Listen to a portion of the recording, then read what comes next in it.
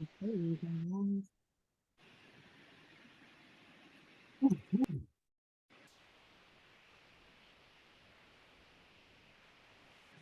so we're live on Facebook. That's pretty good. So, hi everybody. My name is Traei. I am the founder and author of Her Stories Untold. This is a global book project sharing different empowering and inspiring stories of women around the globe from all walks of life. The reason this project was started was because I realized that there were so many women out there that have stories to share, journeys that have been taken, but not realizing their significance and importance. So this project is open to all women and transgender women around the globe. If you have a story of your journey of how you came to be whom you are and where you are today, please do check out herstories.com. The purpose of this global book project is to empower, uplift, and inspire other women and men too as well. Before we begin our talk today, I want to acknowledge that the land on which I live and work is the traditional and unceded territory of the Coquitlam Nation and lies within the shared traditional territories of the Tsleil-Waututh, Katsiat, Musqueam, Squamish, Kikit, Stolo First Nations. Very importantly, I want to warmly welcome everyone joining us here today and our special guests, Myrna Denham Porter and Dr. Jacob Shefa. So welcome. Thank you. Great to be here. Yes, I'm so glad to have you both here today, and it's such a great pleasure. And just for location purposes, where are you, Myrna, today situated at? I'm actually outside of Chicago, about 35 miles northwest of Chicago, called the town of Barrington. Barrington. And how about yourself? Barrington, Illinois. That's where my children grew up. That's where I received all my adult education. And that's where I am at this point. And no, thank you for sharing. And I read your book. And Dr. Jacob Shefa, where are you located? Well, if you look behind me, you see I'm on planet Earth, which is a good start. But I'm in Palm Desert, California, which is near, people know more, Palm Springs. So in the Coachella Valley. Yeah. No, thank you for sharing. And it's a Canadian thing, I guess. We always ask, how's the weather over there? Well, that's a poor thing to ask in Canada. We just had a tropical storm here, the first time in 84 years, just last weekend.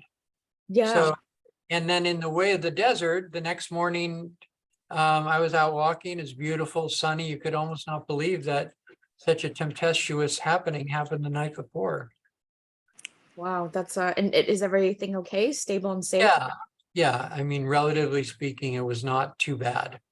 There's been a lot of global kind of chaotic situations in events with fires, burning, and typhoons and stuff like that, and floods. All of that. Yeah, absolutely.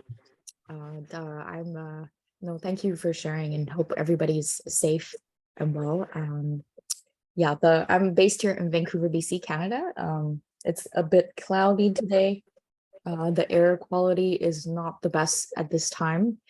The reason being because we have active wildfires kind of out of control at this time. I think over 300 something around. Yeah, so it's just still kind of burning away. But yeah, it's a part of nature, unfortunately. So yeah.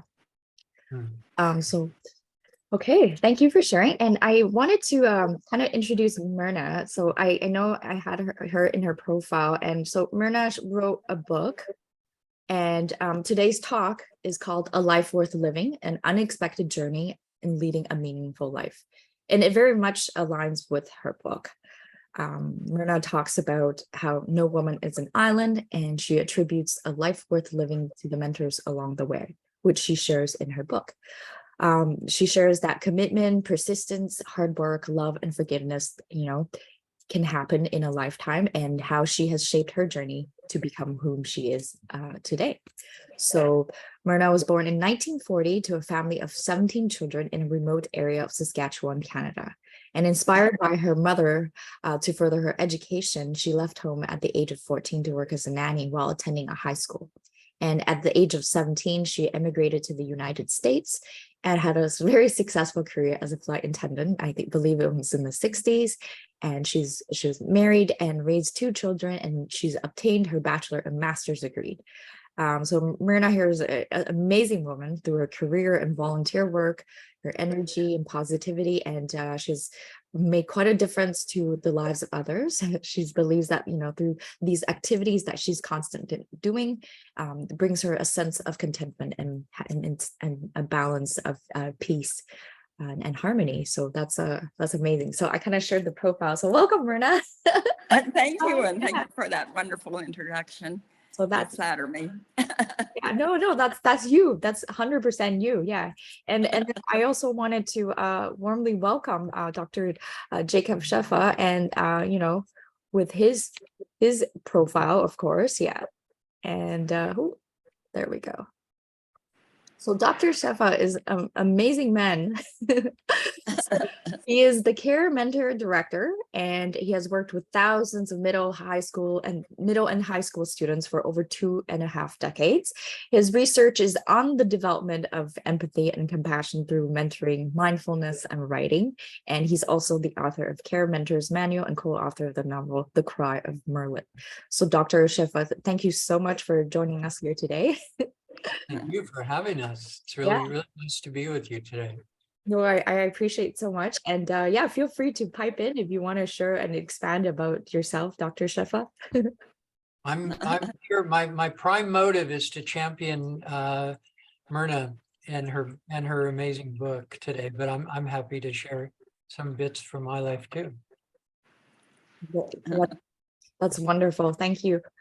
So I guess, Myrna, I read your book, and thank you very much for writing this book. And it was a wonderful journey. There was a lot of raw, intimate moments that you have shared in your book, growing up as a child, and as well as, just kind of evolving, as I mentioned, as a young child, a young girl, a teenager, young adult, young woman, evolving into a grown woman, adulthood, and be married and having children. I want to ask you, I think my question is, what made you feel the most empowering about sharing your story? I didn't start out feeling empowered. I really, honestly, when I wrote the book, and even to its completion, I sort of was, at the beginning, I was looking for another purpose, and I realized that I was getting much older. And so that's when Jacob and I started talking about this. I was working with Jacob on the CARE program, and I've had a long association with him in the volunteer world. And so Jacob kept telling me, you need to write your story. And he reminded me the other day that I turned to him and said, why don't you write it? So as it turned out, we wrote it together.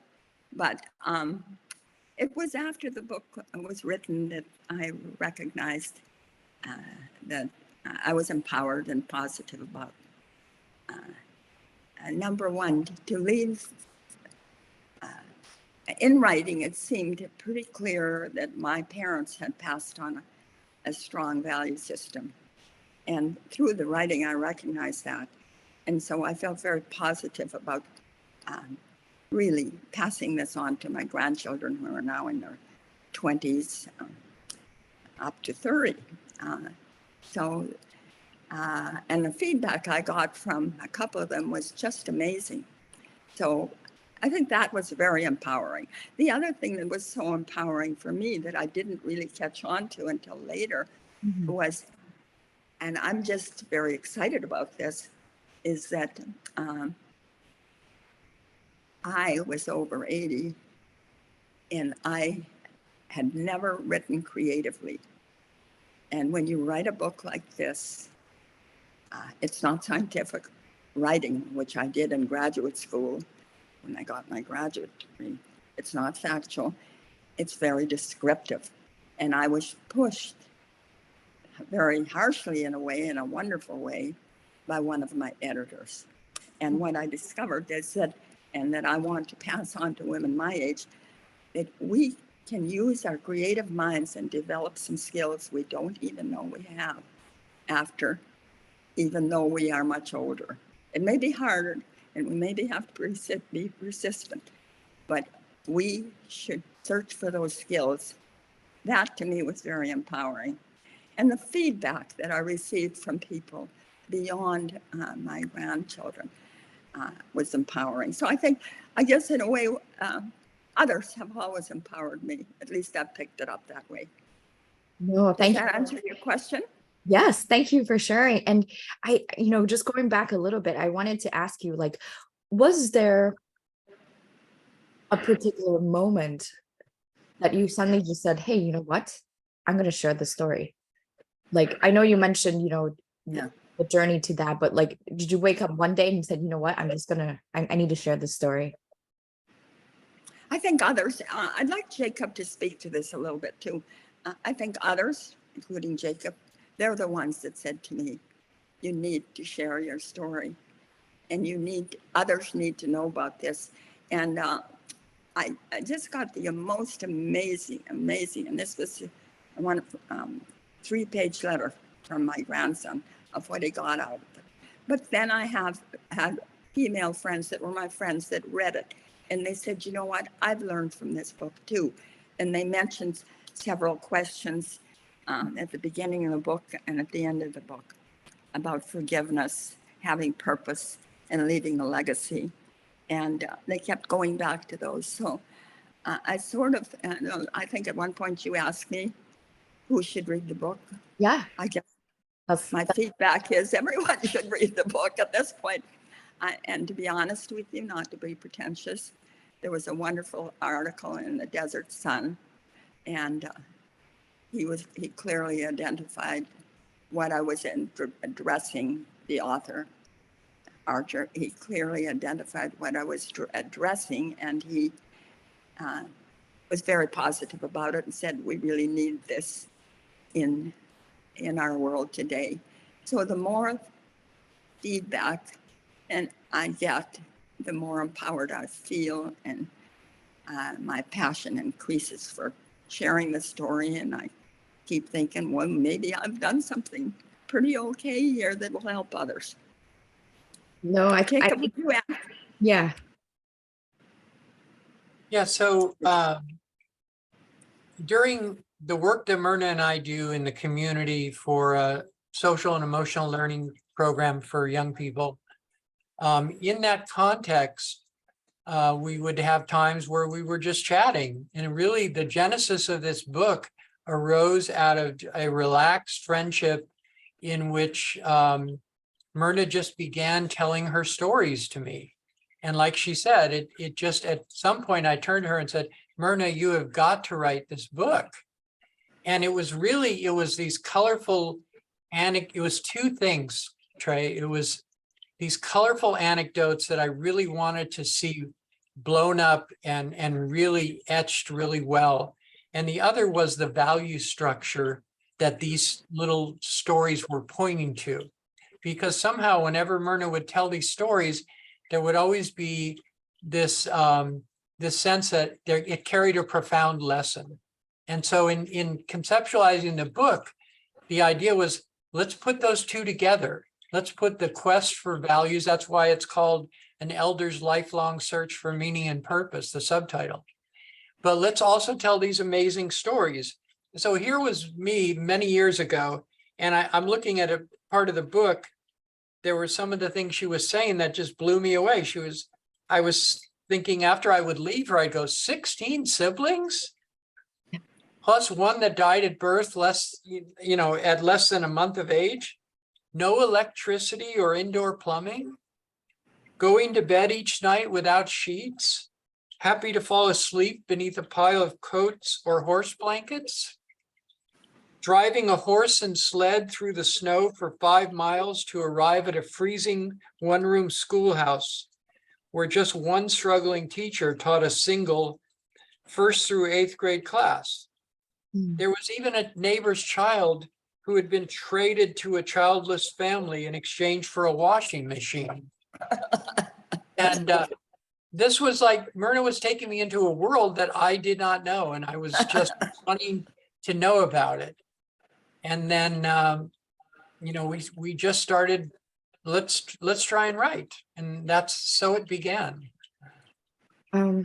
Yeah, no, thank you for sharing, because I read Myrna's book, and I also agree, like there are things that I've not seen or heard, and the way that the book The Blue House, An Elder's Lifelong Search for Meaning and Purpose was written, I almost felt like it was like a movie, you know. It was the description that it had inside. I could feel the words, I could see the, you know, what she was seeing, what she was feeling, and all those things. And that list that you just shared was definitely some of the, I guess, the key points of, you know, that of her encounters, her journey, you know, as she evolved and grew up, right? So yeah, and I think it's I think it was amazing that she wrote this book. It's such an intimate book, because the chapters, it breaks down, like it's talking about each person, you know, and like her views on, you know, whether it's her mother, her father, her siblings, her situation, and then but then she shares like the facts, you know, what's happening, and then she gives you the background details, because those questions do come into the mind, right? So, and you have to, it's like, I know all your family now without having to read them, right? So that's really amazing, and I love that. And then, you know, Thank you. just going back a little bit about who should you read your book, and thank you both for sharing here. I think anybody could read this book. We don't need to have those shared same experiences as a child, you know, growing up. We don't even need to be the same type of person or groups to be able to benefit from reading the book. And I think it's beyond, you know, the realm of like forgiveness that you were talking about. It's like it covers so many things about, you know, growing up, right? So I just thought it was like so empowering that with all the things and events, and what Jacob had shared earlier was just a snippet of it, you know. How do you continue to choose empowerment and positivity over the years? I know it's not an easy thing, you know, to do. As we continue to life on a daily basis, there are moments where we have self-doubts, and, you know, we're down and just not sure how to move on. So, you know, it's a big question. I'm sorry. So how do you continue to choose empowerment and positivity over the years? Um, well, I guess I think of it this way. I'm persistent. Probably the one factor, you know, my siblings and everyone in my family used to call me stubborn. And as I've gotten older, I sort of equate that with being persistent. And for the most part, it's been a great benefit to me. And I won't give up on things. And I think if you're persistent, persistence equates positivity. You're going to do something, you move forward, you do it, and then you feel positive or empowered about it. So I've done, you know, a number of things throughout my life where I struggled a bit. And I think a lot of it was around my education. For some reason, I think mother was more into, you must be well educated, or you must be, which then I realized, but I had a lot of catching up to do and a lot of struggles. But my persistence and determination created an action. Go for it, work as hard as you can. This happened, you know, certainly through my undergraduate degrees, in particular, getting my RN, difficult courses, and then, you know, along the way. And writing the book was a difficult experience, but obviously, once you take the action, it may not be great along the way at times. And as Jacob will speak to us very shortly, at times we wanted to give up, but my persistence kept me going, and that created a positive reaction. Does that answer Yeah. your question? And I think Jacob? I was just going to add, Myrna, if I may, I think that it's fascinating to try and figure out where is that quality of persistence? Is a person born with it? Is it nurture or nature? Because I keep flashing back to scenes from the book, and there's a scene very early in the book where Myrna is leaving home at, like you said, at a very young age, at 14, and she sort of hitches a ride quite a ways from her very isolated home to sit on this truck where there's all this lumber piled up, and the two men are sitting in the truck, but she's sitting atop this pile of cordwood, driving off into the unknown. And she's thinking to herself, this young woman, I am somebody and I'm going to be somebody greater. And she talks about in there that phrase and here was the phrase she used. I am somebody and I'm going to be somebody greater. And she said that became like a inexhaustible talisman in my memory. So I look at that, knowing Myrna now, I can see that little girl. And when I traveled with her back to Saskatchewan to see where she grew up, we actually went to the one-room schoolhouse. I took a picture of her sitting in her school chair. And I can see the direct line from that young, stubborn or persistent, whichever word you want to use, Myrna, to the person that I've come to know. So it's been a lifelong value, I believe, that Myrna's had. And she does a masterful job in the book of showing little instances or big instances of persistence in action, perseverance. Thank you for sharing. And, just to add in here, I wanted to, I think stubbornness isn't always a negative thing. And, you said persistence, absolutely. Being determined, right? And showing tenacity, gritting your teeth, just do the grind, kind of thing. We gotta stick through, right? So I actually think it's a good quality. It's sometimes, in terms of stubbornness, it's if you're not receptive to other feedbacks, and Exactly. that's okay, but sometimes it takes time to absorb and digest those things, right? But I really see like persistence and tenacity. Having tenacity is like, they go kind of hand in hand, right?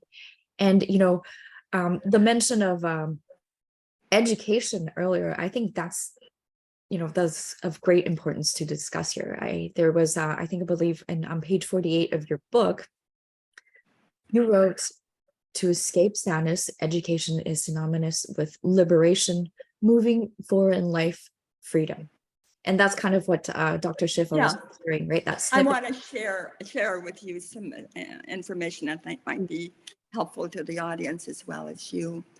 My husband was a PhD at the University of Chicago when I married him, at a time when that was really something in business school. And so I was exposed to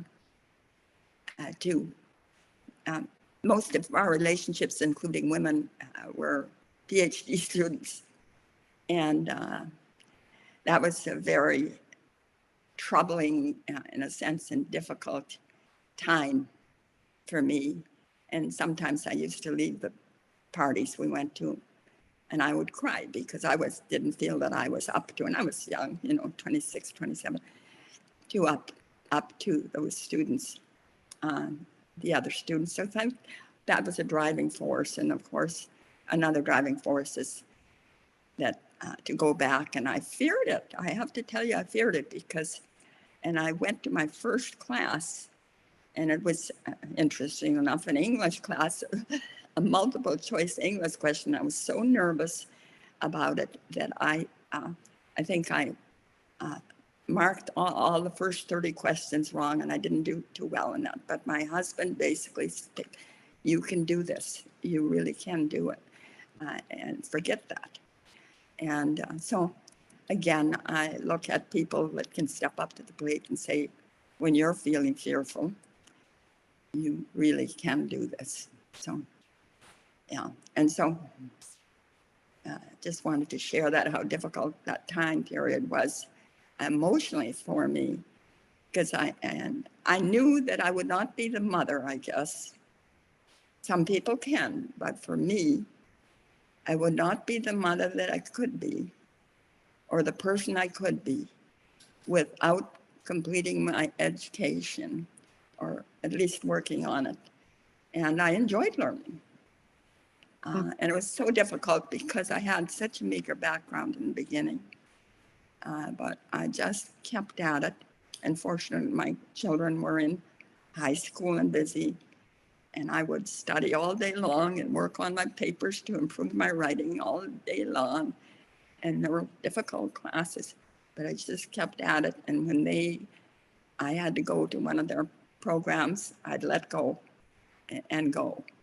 And fortunately for me, and I find this hard to believe, but they said they never remember me neglecting them. And I did all my education while they were either grammar school, high school, and even into the first part of their college. And, thank you very much for sharing. And I know that in the book you expanded on, I see this as a vulnerability, kind of revealing about the fact that you didn't complete your, further education until in your later years, right? And Yes. and then just going to those social settings made you felt, afraid, having fear, because it's a different area that is not part of your experience from previous kind of thing, right? From coming from where you were coming from, right? So, and then overcoming that fear. So, and I think that it's so important that to highlight here that even if we in our younger years didn't have the access or resources to education for whatever the reason it is, or that we didn't have a good experience academically, right? That doesn't mean that one cannot learn ever again or choose to pursue and expand and grow in terms of their education in their later years, right? I think if the opportunity arise and exists and is accessible, and grateful to all the people that are available in one's life and journey, should they be available, I think it's important to highlight and feel encouraged and empowered that it is possible to continue to pursue higher education, or expanded education, and further that journey along, no matter where you are. I do have one question. No, I just want to say one thing. This was my experience. Yeah. And I think that relates back to the fact that, as I tell you in the book, my father was illiterate and my mother had an 8th grade education. That she's Icelandic and they're pretty literate people. And, she, I think in her own way, equated education with which she should, upward mobility and success. And every time she heard I was dating someone that had a college degree or went to college, she was excited, and so was my aunt, and all that stuff. So this was my experience because of my background. Others, I just want to say, may take this very differently. In other words, we know that in my era, it wasn't until Hillary Clinton and in her era, it was 10 years later than this era. I believe that most women were married at 20. I think I read that, and did not go to college or had very little college during that era. Yet I felt inferior. Part was, I think, my mother's influence, maybe, but also my introduction to the University of Chicago, where there were women, a number of them, in the PhD program. Interesting enough, later I got into the University of Chicago, which was my graduate work I was pretty proud of. No, that's amazing. I just think, I kind of want to take this moment to acknowledge both men and women, of course, and especially women, because, woman being mother, a wife, right? and then having to work and go to school, study, and then still do all of those tasks, right? There's a lot of expectations, there's a lot of responsibilities, and I think at times it's kind of been possibly taken for granted, and sometimes the women themselves forget how much they're doing and how powerful that is, and what it takes, like, yeah. And it's not a simple like paragraph that can describe that whole journey, right? So I just want to take a moment to acknowledge that what it entails, because I think as a woman it's often with our social conditioning, profiles and stereotypes, that we are to do more and take on tasks, like we are to do the woman tasks of the house, right, kind of thing. And that's kind of course evolving over history and whatnot, kind of thing. And Yes. yeah, and lots of changes to be had. But if you could go back and tell your younger self as a young girl, what would Myrna say to her today? Well, I certainly wouldn't tell her to take more risks. But I had no, because I think there were a lot of risks and a lot of, and I have to tell you, my soul sort of sinks when I think about this, that there was quite a bit of potential for me to be put in difficult situations. But I didn't know any better, and I don't think my mother did either. And maybe she didn't even care, like, okay, this is so bad. I don't want my daughters living in isolation in Saskatchewan, etc.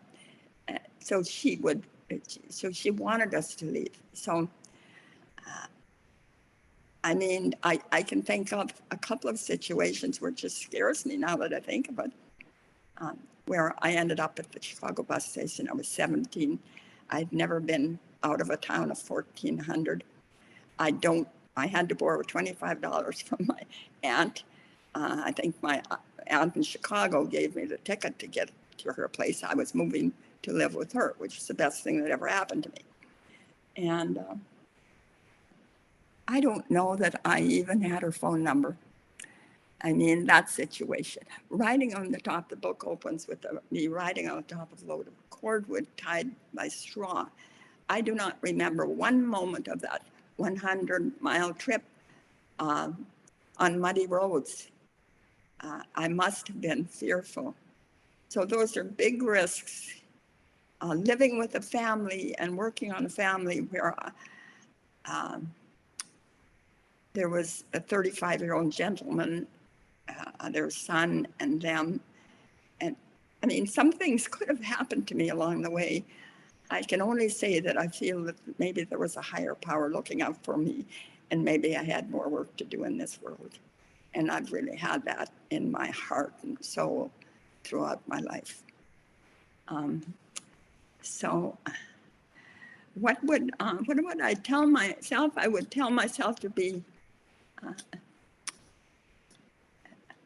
I don't know that I would say, I mean, I can't say be cautious. I don't think that's the right thing. I'd focus on other things, maybe, I always want to bring this word up because my father was very judgmental. And I think I've reached a point where I try very hard not to be judgmental of people and let them have their voice in my earlier years. Be less judgmental and be and more respectful in my communication with people. Only recently, my sister and I and all of us have read this book, Honest, Direct, and Respectful Communication. Great little read, and we all communicate differently. And I think it matters how you communicate with people and how respectful you are. But I didn't really learn that until much later in life. I think it would have helped my marriage also. So those are just some things. I'm very thankful and I feel so blessed and that my life turned out the way it did. And I can only say that from my perspective, there was a higher power looking out for me. Jacob, do you want to add something here? Well, I keep wanting to evoke scenes from the book, Yes, good. Go ahead. and I hopefully think you that's should do okay. that. And again, it's particularly it's vivid all the way through, but I'm thinking of a kind of a seminal scene early in the book where Myrna's father was in some ways a very harsh man. But also if you read in the book, I don't know if you remember, Traei, but there's a scene in there where he's going to the hospital where Myrna was born.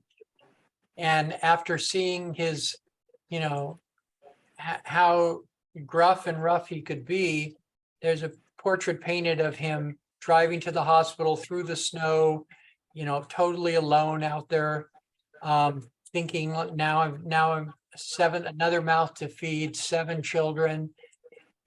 So you get a more nuanced portrait of him. There's a lot of forgiveness in these portraits. But earlier in the book, there is a scene where, well, I mean, just say it, where the little girl wets the bed, you know, sleeping with mommy, and it's like below freezing. I mean, it's maybe 30 below. Mhm. And the father, you know, coming from that stern mode of parenting, basically throws her out on the porch in the middle of the night in the snow. And, you know, something about Myrna, just her spirit could not be crushed, you know. And I think that's a quality she got from her mother too. Yeah. And so I'm, you know, I'm kind of mixing in a few things here, but I think in writing the book, this is important. In writing the book, she was allowing that little child to talk to her. She was talking to that little child. You That's a know, good one. No, I think that was a great share, and it, very much aligns with what we've been talking about, and notes to her younger self. And then part of what you have shared, Dr. Shefa, was the processing the effects of the healing and transformation journey in writing her book. And I love the fact that you brought up the her father, Myrna's father, and mother, because they were different characters, and whereas her dad, the father, was on a judgmental, more focus on that realm, and then the mother was always loving. And I really, what really stood out to me was like how you said mother was always diplomatic with her affections, her love for her children. So because there was 17 of you guys, right? So she tried to share the love in an equal manner so that nobody felt like one was better or inferior than the other one, kind of thing. And I Yeah, love I have to tell you a cute little story out of the book here. Jacob will appreciate this. So I got my master's degree, and then my sister said, "Mother, aren't you proud?" Of course, Mother, I don't think even, she may not have even known how great it was to feel that I had a master's degree, but, or what a master's degree it was.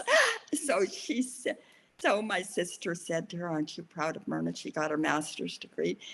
And she said, "Well, Earl got his good, his driver, Earl, my brother, got a good driver's license acclamation or something like that.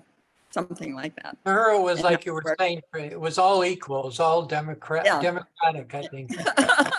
In other words, for him being confirmed for being a good driver was equal to a master's degree. But I knew why she said that, That's because cute. she wanted him to feel okay and Yeah. others to feel okay about him.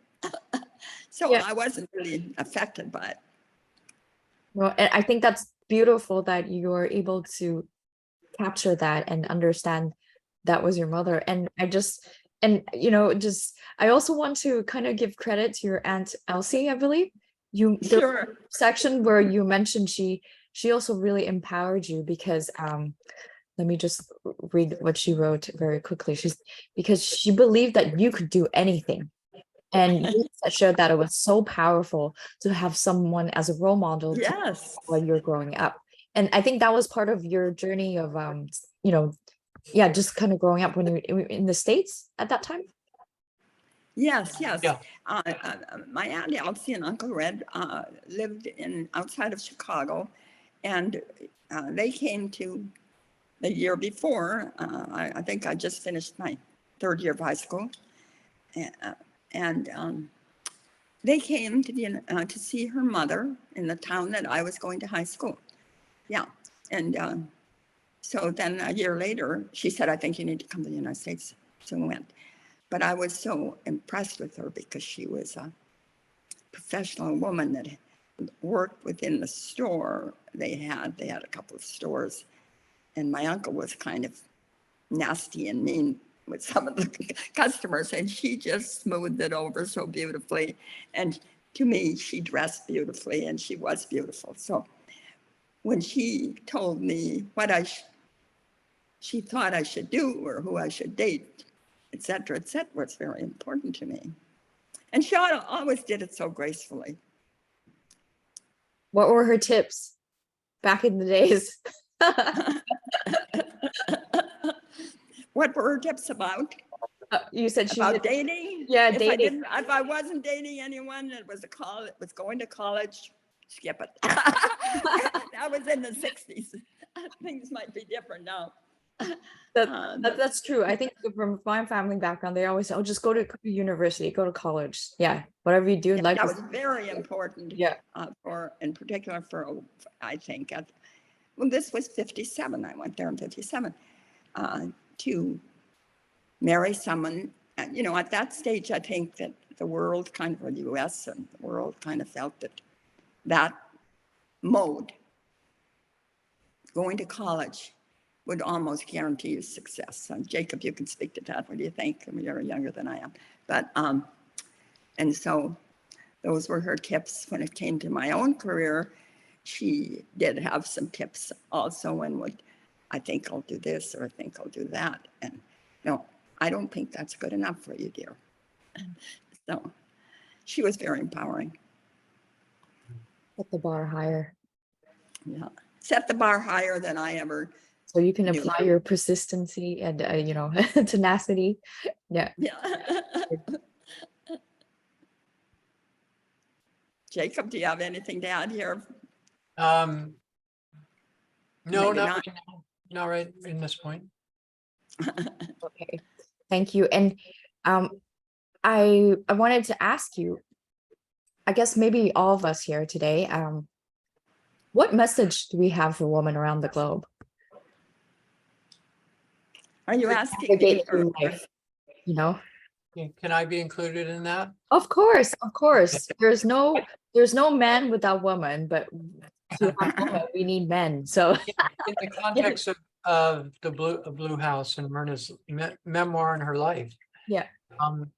I think one thing that I've heard kind of threaded throughout our conversation is what empowered Myrna, I think too, was she never had the underlying attitude that difficulty was bad. And I'm linking that to, I often say, working with young people, that if I could give them one quality, it would be grit. The ability to persevere in the face of difficulty, and even to not write difficulty as something is wrong. Difficulty, someone said, is the pollen of growth. And so somehow I think what empowered Myrna and what gave birth to these stories was that difficulty. It's like that saying, if you tell her she can't do it, she's going to do it then. Right? So there's stubbornness. Yeah. Don't tell me I can't do anything. That's really important. The other message, what in helping Myrna to write this book, is that she mentioned just very briefly that she was looking for a new sense of purpose. And she started with her values as well. Values have always been the compass of my life, right? And so we basically said, let's write a book that transmits to the next generation, to your grandchildren, your core values. Well, nobody wants to be lectured about values, but if you slip them into a story, then they're going to swallow it whole because everyone loves a story, right? Yes. That became the kind of engine of this book, was the values and the stories kind of braided together like a double helix.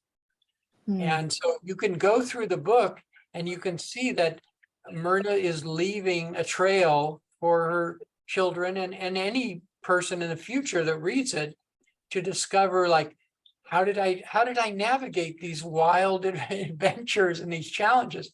She had a compass of values, and she still does. Yeah, I definitely think Myrna has very strong values, and to help her navigate. And, I think I felt like in life there's a lot of fears, right? But I think you were right, like Dr. Shefa, to mention that she didn't see like difficulties as difficulties. They were there, and then she just kind of dealt with it. Fears were almost kind of a separate thing, kind of thing. But that's something to grapple through with, journeys and false situations and events and people, and whatnot, kind of thing, right? But I felt like she really just kind of pushed through, and you're quite a courageous woman, Myrna. You know that, right? And Like, we focused a Either lot on that or foolish. a little bit of both. We focused a lot on the early, at least I have. But as you get further into the book too, you realize that, there was some, the bouts with cancer that both her husband and Myrna went through. Again, what got her through that? Well, when you read those chapters, it's about the ethic of service that blossomed in the face of this cancer that she had to survive, really. yeah. Thank you, Jacob. Thank you. Well, I would like to say, you asked about what you would tell other women. Is that correct? That is right. Around the globe. I thought about that a lot, and I've always been kind of troubled what has happened to the women in Afghanistan recently, and I'm not sure how to answer that. And then I've had some conversations with my 28-year-old granddaughter, and I don't want to, about different issues that she's had with males, and I don't want to sour her on that, and I don't want to push my own. So I don't know what to say. I don't know exactly. But I do think we all need to find a passion and a purpose, a strong purpose. And you'll find your purpose, I guess, if that's not being repetitious, through your passions, to really spend some time thinking about that. I don't care how old you are. I think, and I've had different purposes throughout my life. First, it was raising my young children, and it was raising them and going to school. And recently, and I sort of, sometimes that purpose eludes us. But then I had a friend tell me, and she's a Christian, she said, Myrna, don't push so hard to find your purpose. When I said to her, I don't think I'm not comfortable when I don't have a purpose. And she said, your higher power, she said, your God will lead you to your purpose. And that was before I started reading this book. And I'm not saying that that's the purpose, but I thought it was kind of a good advice. And, not everyone has the same belief system as I have, and I appreciate that, but that's just coming from my perspective. And I'm just I think that women today, and I don't know that much about what's going on with the women in Afghanistan, but I still think that there are purposes and passions that can be found in any situation if we search hard enough for them. Beautifully shared. And thank you for touching on and, going in with great sensitivity and, clarity and detail and support. And I think you're absolutely right. We don't know what is going on with women and men in different situations and different corners around the globe. Certainly, I think some of the key points were, educational barriers, right? That still kind of exist. And it still exists for women. Career barriers. There's career barriers all over the globe, and just wanting to learn and study and push through, but everything in their life is blocking them, and they're just Yes. obstacles upon obstacles, right? And I think, you talk about purpose. I think that's so important, and I love the fact that you mentioned purposes, right? Because sometimes we think purpose and we just think we can only have one purpose, and then Yes. Oh no. and then you feel possibly maybe even guilty for having so many purposes because you feel lost now, right? But that's okay. I think in life you can have many purposes as long as that is what your passion. And sometimes it takes time, self-reflection, and going at it, stepping away from it and coming back to it before realizing those are your passion and purposes.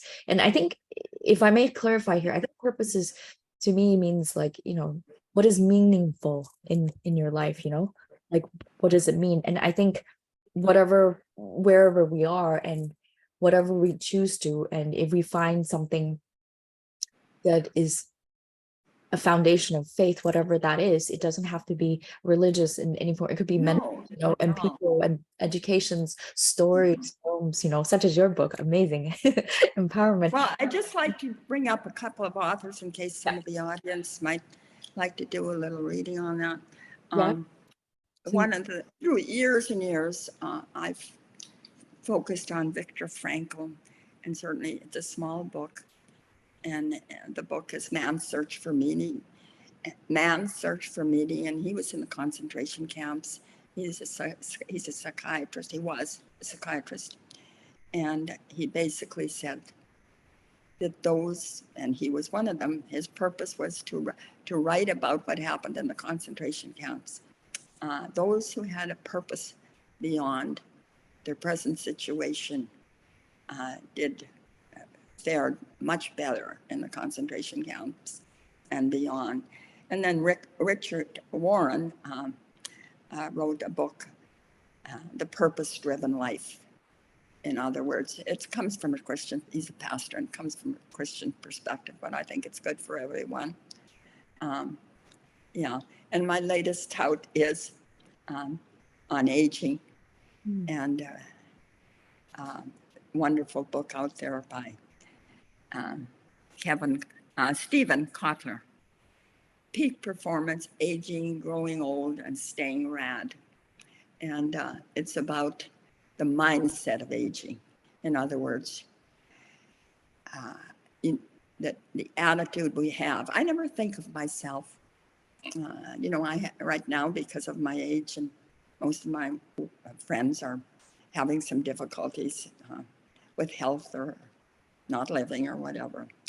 I don't think of myself much as different than a 60-year-old. How we think about aging, our mindset about aging, basically, and that's what Stephen Kotler writes about, needs to be changed and altered. That's the first thing that needs to happen. And we're not old. We're not just going to sit there. We're going to move forward, find purposes, and live life. I think that's beautiful. And I wanted to go to your book here now and touch on, you said through this work of your writing, healing transformation journey, you talk about sustaining the sense of meaning and purpose in our lives. So you said that I am in search of fundamental understanding about my life. I ask myself these questions. What are the truths and values I've wrested from my journey through life? What have I done with the legacy of values that I was given by my parents and my faith? Have I learned from and even transformed my pain and suffering? How well have I loved? And I thought those were beautiful questions to ponder, in touching on what message do we have for women around the globe, right? So I think it might be helpful for one to sit. You don't have to just be a woman. This is for any human being. So just sit and think through that. And I think the beautiful part of the book, and you talk about aging, I don't think we need to be aging or arrive of a certain age to ponder on these questions. I think No, for sure. these questions are like little tools in our bag, and we can continue to have them in our pouch of skills and knowledge, and to take them out and ponder along the way with our journey. I think life is kind of like a video game. Some of us come into Here, I think the earlier we discuss these, we think about these issues, more, the better off we are.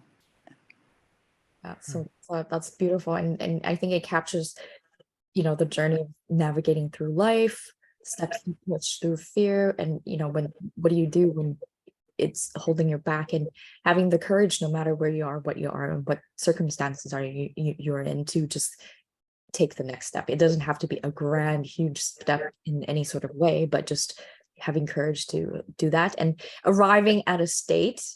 We don't have to be 100 years old to be able to help anybody. I think anybody is capable of that, and looking and reflecting about how we can help others, offer support if anyone is experiencing something that we might not necessarily have experienced ourselves, but we can have empathy and compassion to kind of look into it, right? So I did want to touch on you earlier, you mentioned talking about, we were discussing about women and whatnot, and I did read in your book there was a section about your I think you were having dinner with this interior designer couple, and if you could please share with us that snippet of encounter. Yeah. Well, if I don't hear it completely correct, I would like Jacob to chime in on this, because he was fascinated by this.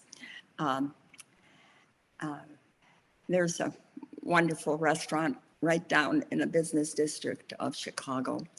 And I was down there with my interior designer, who's probably 60, and his significant other. And I made the reservation. And there was a lot of, it was 5 o'clock, no one was in the restaurant. And there was a lot of sort of pushing us in the corner and giving us a bad table, which my male interior designer really objected to. And so we finally got a decent table, and then we paid the bill. And each time she came back, I gave her my credit card, but she handed it to the male figure. And I'm thinking, this is interesting. I kind of maybe look old enough to be their mother. She knows I've made the reservation. She knows I'm handing her a credit card, but yet she passes it off to a young woman, 18, 19 years old, to him. And the next day, so she said, we kind of questioned her, at least one of us, why all of this? And she said, well, if you had made the reservation, you would have had a better table. But she did. And I didn't mention the fact that here we are in the middle of a business district. I could have been the top business person in Chicago for all she knew. And so I don't think I questioned her about handing the gentleman back the credit card. But it was obvious that something was a little different about this situation. So I asked my son later, I said, what do you think that was all about? And he's like in his early 50s. And I said, do you think it was me being a woman? I said, what is that all about? And we had quite a bit of discussion. I also had quite a bit of discussion about the two men I'd been at dinner with. And was it because I was a woman or because I was older? And he said to me, maybe a little both. So I don't know what you want to add to that, Jacob, or you did a really good job summing up the story. Again, it seemed like you took it as an opportunity. It irritated you, and you took that irritation and turned it into kind of a lesson about that I think is valuable to women, particularly as we get on in years, which is that are you going to be defined by people's failure to see you as you are? You know, because it seems like I'm getting a little older, not a little, I'm getting older, but it's you at one level, you can feel like you're becoming invisible. And yet, if you know who you are, and I almost want to say if you know what you are in the deeper sense, then it doesn't really matter. You know, it's not going to throw you off too much because you're not simply this physical appearance. I mean, that's a whole other realm. But so again, Myrna she used the irritations like a pearl being born. The irritation to, give birth to some insights about, well, where is my value? Is it really in this person defining me? And she came to, I think, a better place. And it's funny because when we wrote that chapter, it almost seemed marginal at first, but the more we looked into it, it just seemed to open up to more richness of revelation or understanding anyways. I thought that those are both great shares, and I think the focus here, and going back, this is what message we have for other women. I think it's to have a very, to establish and continue to build that strong foundation of yourself. And I love the fact that you mentioned, this irritation, she turned into something else. It wasn't turned into a confrontation, because I think she was assessing the whole situation, and I think it was beautifully done. It was more like irritation and then reflection and then asking questions to better understand. And then I think having that. Yes, well said. Well said. Right. Yeah, I think no, well done. Yeah, for the opportunity, any sort of well said here. So thank you. Yeah. And I think and I love how Dr. Shefa brought up a point about women and their own image, right? Because it looks, we're all gonna age, wherever you are, we're all children. We were all came to this world as babies at some point in time. And I think, so I think once again, it's not always about the looks, the exterior. It's certainly something that the society greatly judges you on, right? Because they don't have time to, understand, read a book and know exactly what we are like, that type of thing, or have a whole profile just, like a slideshow going above head. So this is person's, wouldn't that be great, right? So, but so that's why people make judgments, quick assumptions, like 30 seconds glance over, and then we make assumptions that this person is type. But I want to say that our appearance is absolutely not forever. It's not lasting. It should be secondary or even tertiary to what we are fundamentally, and that foundation is so critical and so important. Well said. Thank you very much for listening. I just wanted to touch on, so I think now I want to talk about the book. Like, how do we get a copy of the book? And please let us know, and we can also chat on about what other projects that you're working on. Well, the book is on Amazon, so that's where you can get it. That's perfect. So I can drop that link after and share with the audience so that they can copy your book. That's where people are getting it. Yeah, it's worth a read. I read it. Yeah. And write reviews when you read it. Yeah. We love to read the reviews. Yeah, I saw the reviews, and there was articles and interviews that for that particular book, and I thought is beautiful. And it is a book that, like it takes quite a bit for me to sit down and actually read a book and finish it. So I finished a book. So thank you for that. That's the truth. And so it was very interesting. It was like, oh, I want to find out what happens in Myrna when she was 17, and I want to know what happened when she arrived in the States. Oh, I want to know if she studied this. Like, oh, I want to know who did she marry? Who is this guy? Yeah, I wanted to know all of those things. Yeah. And then I felt emotional, and kind of just it made me really think about life. I mean, I'm constantly thinking about life, and we've talked about this before. Like, I think no matter what age you are, we should still continue to live life with a sense of urgency. And this urgency, to clarify, is not to go out to rush around, just do reckless things, because that's different. That's things that you can test and trial out when you're a young youth. But I think as an urgency to just be present. People constantly talk about being present, but we're not being present because we're too focused on what's happening next. So I think that's kind of the urgency. And yeah, so aside from the Amazon where we can get your book, I want to touch on the projects. You mentioned that there's a program for breast cancer, and then Dr. Shefa also has his own other programs too. So yeah, please expand on that. Well, I haven't been, I sort of moved my focus. I spent a lot of years developing, after I had breast cancer in 98, developing a support center for psychological and social support for those with cancer. And it was in existence for many years and served many communities, and and then my husband had prostate cancer, and I'm working on that and passed that on actually to one of my grandsons that works in Chicago, and he is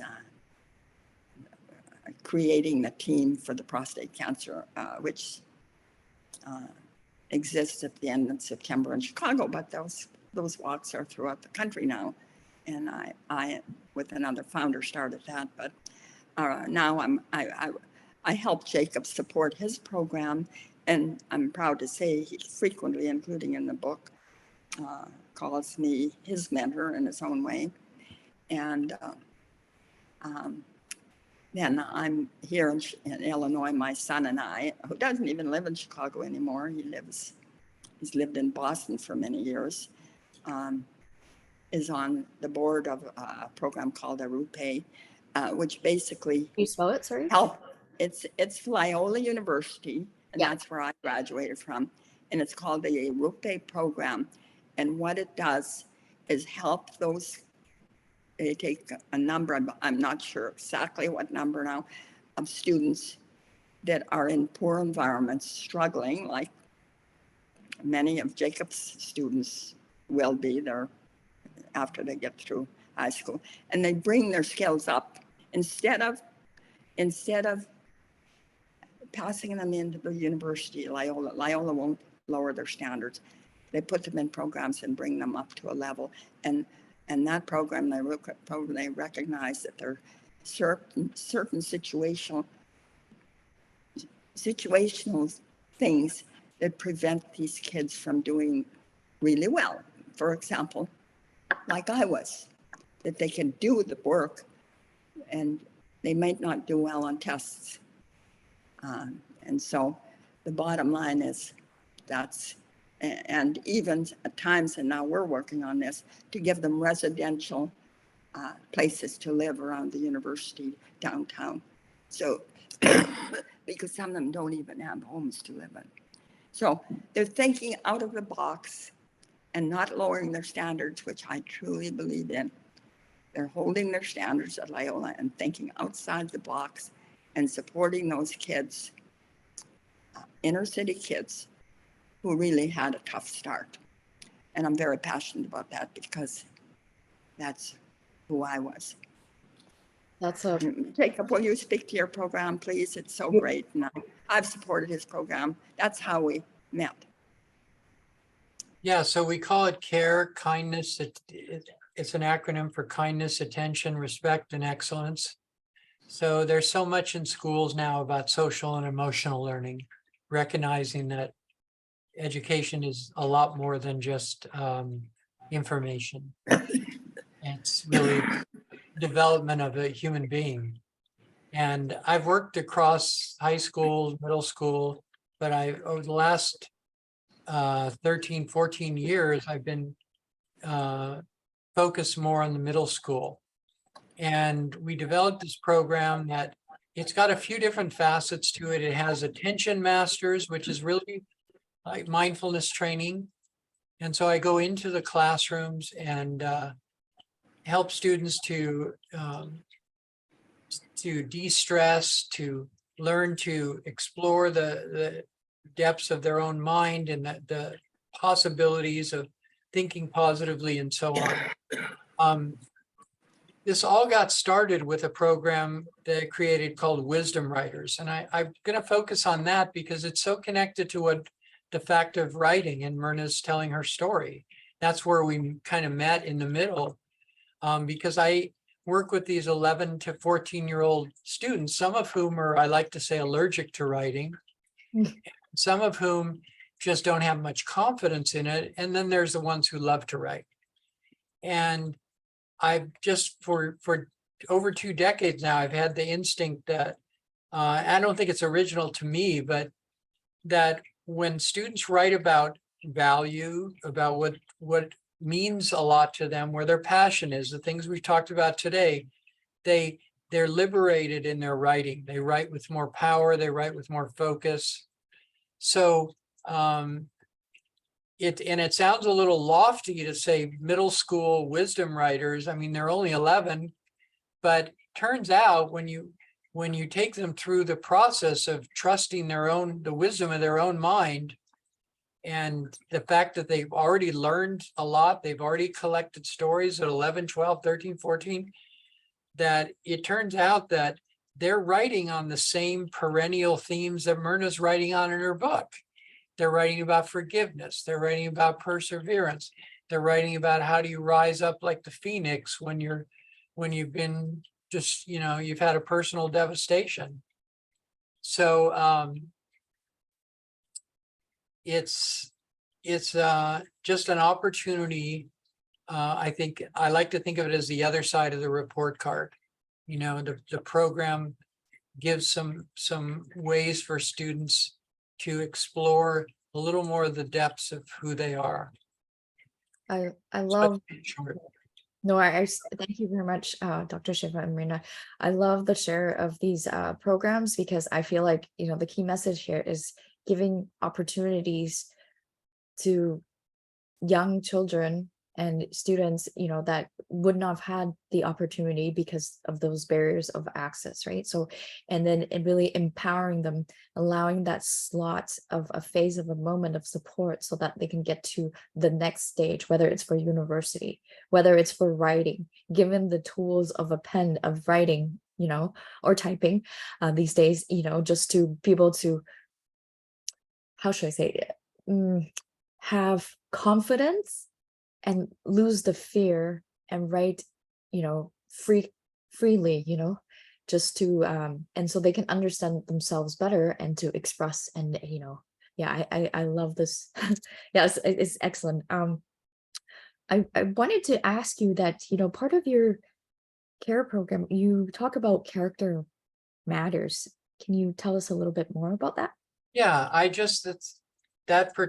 started a newsletter here at the school, and my motive was to champion what they call character strengths, those inner qualities that we all have, but that it comes out of positive psychology, that we have these innate character strengths that can be developed.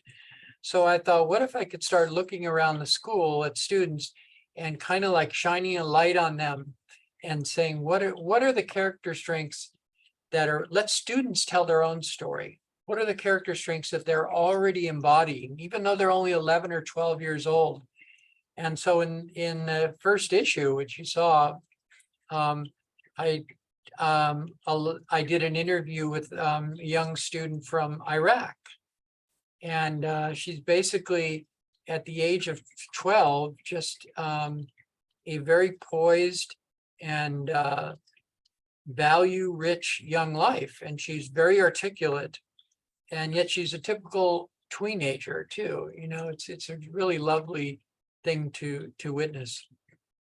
Yeah, and with your permission, I wanted to share her writing piece because she did win first place winner, right?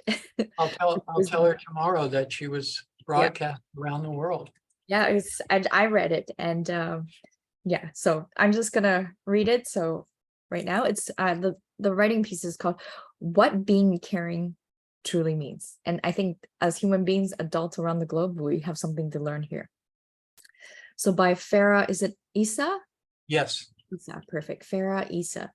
She's the first place winner from Wisdom Writers Rites of Passage contest. So she begins.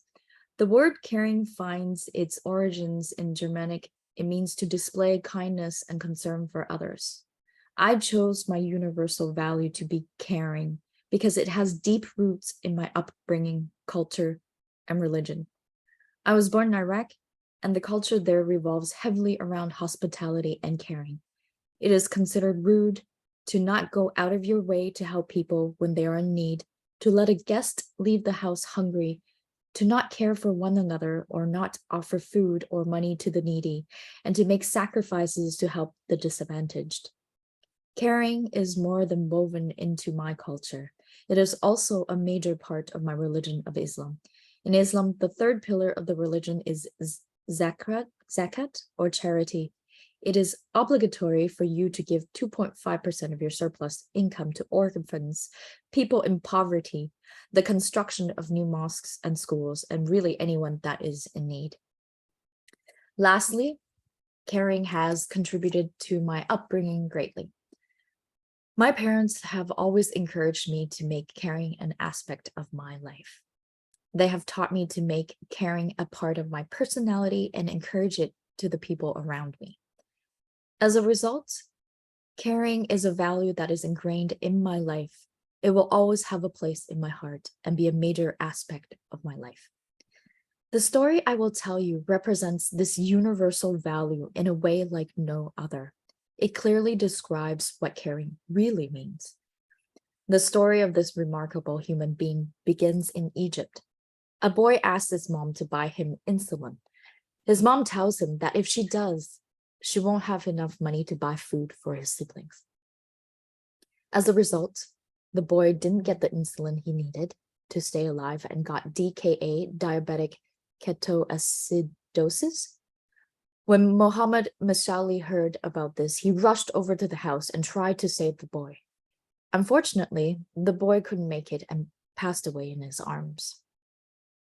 This tragic incident triggered something in him, and from that day forward, he swore that he would dedicate his life to helping and caring for the poor, earning him the title, the Doctor of the Poor. Since then, he has dedicated over 50 years of his life caring for the poor. Visiting his clinic costs no more than 10 Egyptian pounds, around 50 cents. Without him, many people with health conditions wouldn't have been able to get the treatment they needed to live. Despite his age of 79, he works 12 hours a day and treats 30 to 50 patients a day. The reason his clinic has been so successful is because Muhammad lives a simple life and he appreciates whatever he can get. He dresses in simple clothes and eats whatever he can find. However, these actions have led some doctors to say that he's unprofessional. Muhammad believes that medicine is a humanitarian job and not a commercial one. Muhammad grew up in a poor family and struggled to even get an education. He even took on the burden of caring for his brother. He is more like a father than a brother, Dr. Osama Mashalik stated when asked about his brother. Muhammad was born in 1944 in the governorate of Al-Bahira. He graduated in 1967 from the Faculty of Medicine at Cairo University and devoted over 50 years of his life to caring for the poor. His patients describe him as the type of doctor that will greet you in the street and give you advice, even if you are not in his clinic. The Doctor of the Poor died on July 28, 2020, in the governorate of Garbia. Muhammad is a prime example of genuine caring. After hearing this story, I truly understood what being caring really is. This story shows the sacrifices people make just to care for one another. Those sacrifices don't have to be big. They can be barely noticeable. What matters is that the sacrifices are from the kindness of your own heart. Many people help people, care for people, and even donate their money to people expecting something in return. On the other hand, there are people such as the Doctor of the Poor that sincerely care for people. These people are the definitions of what being caring is. The value that I've spent the last 12 paragraphs describing is something that is so important to me that I feel as though it is a part of my identity. It shapes the way I present myself in this world, the actions I do, and the words I say. Many people forget about this value and how important it is to the world. Because would the world be without the few people, such as the doctor of the poor, that rightly present being caring? Caring is something I bring with me now on my journey through this world and life. It would also be something I will bring with me throughout my life, no matter how bumpy the road gets. Caring is one of the few things in my life that I'm certain I will never let go. No matter how big or small the decisions I may make, I will always include caring as one of the major aspects that shapes those decisions. This is such a powerful, powerful piece, and it applies to any age, any group, anywhere in the world. And I think with caring, if we can have that as part of our identity, I think the world would be much more peaceful place. Mm. Yeah, so thank you for publishing this, and I just thought beautiful. Lovely to hear it. I did want to ask you, Dr. Shefa, I know your focus is in the area of empathy and compassion, and I know it's a word that these two words often get confused. People get confused between what is empathy and what is compassion. Maybe we can, kind of go into defining what that is, and how do we have or try to have more empathy and compassion in life. Mm. Well, as I understand it, empathy is, it's often used, the phrase, to put yourself in another's shoes. And so to be able to, whether it's from a feeling level or a cognitive level, you see somebody and you say, I can get a sense of what it's like for them, and you have an appreciation for maybe their struggle.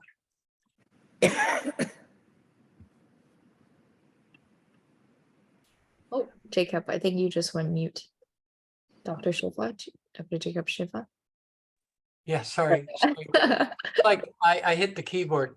It's like a current of empathy. I think of it as a current. It runs through you. And so you feel, it kind of wakes you up a little bit to the plight and challenges of others. It's like that saying, be kind to everyone, because everyone you meet, because everyone's carrying a great burden.